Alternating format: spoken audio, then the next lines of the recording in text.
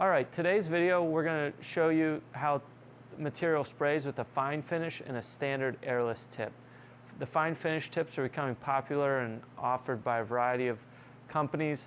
We do offer them as well, and they have their place in the world, but we want to show you kind of the differences in results. One of the biggest benefits you'll notice is that we can spray at a little bit of a lower pressure with the fine finish tip, so that keeps overspray down, and it does give somewhat of a better atomization in certain situations. So we'll kind of show you those two options there, and you'll get to see that today.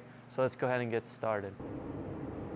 All right, so we're going to, as we mentioned, we're going to cover the difference between a fine finish airless tip and a standard airless tip. This is an old cabinet door, nothing fancy. We're using a Sherwin-Williams product from their Pro Classic line, which is often used for trim and doors.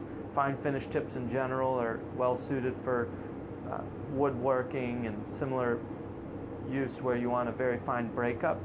The tip on this one's a little bigger than you may want to use on a door this size. It's an 8-inch pattern, but it's what we had here for now, and we want to show you kind of what you get with that. So we'll start over here, and then we'll go ahead and do the other side of this door with a standard airless tip. My pressure's about 2,000 psi on the gun, which is about as most as you use with most fine finish tips. They typically are designed to be used at a lower pressure.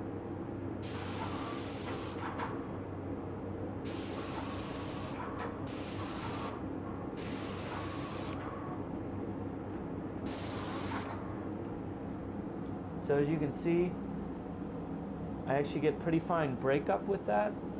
We'll show you a standard airless as well. And at the edge of the pattern is often where you can see the difference in breakup the most. So at the very edge, you can see usually the smaller the droplets, the finer appearing total finish will be. And in this situation, you can see those are actually very fine drops. So it does tend to break up very smooth. This particular tip was a 410, so it's 10 thousandths opening. We'll go ahead and match it with a standard typical airless, and we'll show you what that'll look like on the other side of this test piece. As you see, it gives you a very smooth overall finish. So if you're looking to do fine finish work and you have an airless, rather than upgrade to a turbine, while you won't get quite the transfer efficiency and waste reduction that you do with a turbine potentially, this is a great way to get the same smooth appearing finish that you would with a air spray gun, or very similar to an air spray gun or turbine sprayer. So we'll go ahead and show you the other side with the standard airless tip, so you can see the difference. We'll also show you the fine finish on a standard piece of cardboard. Sometimes it's easier to see the result there. So you can see it does a very good job breaking up there as well.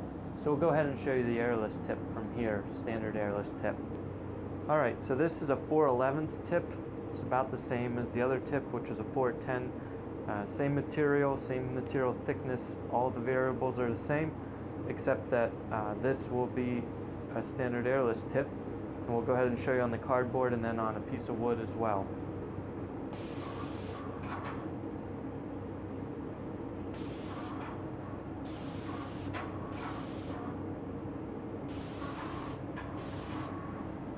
So you can see with this particular material, we still get very good breakup. So the fineness of the breakup is pretty comparable between the two.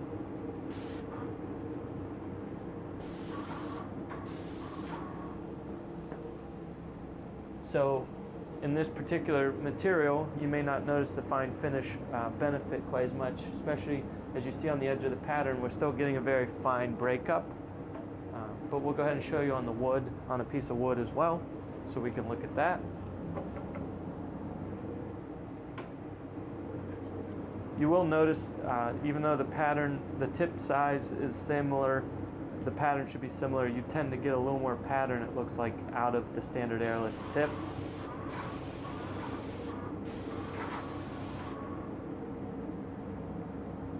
And so while this is just a test board, you notice the overall result, you're still getting a pretty good finish, pretty good breakup with the standard airless tip. The fine finish tip can do so at a little lower pressure, so you would waste a little less material potentially, and then you do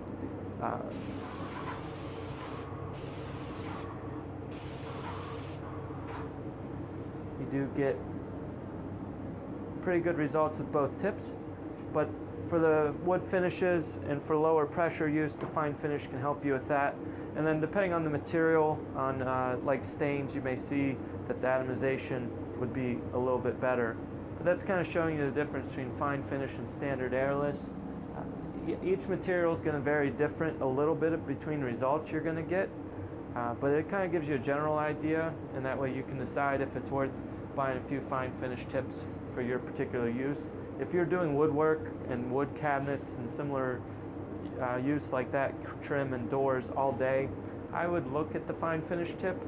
It will give you a little bit of an advantage, but if you're mainly doing walls and interior work, then, or even exterior painting, I think a standard airless tip's probably better.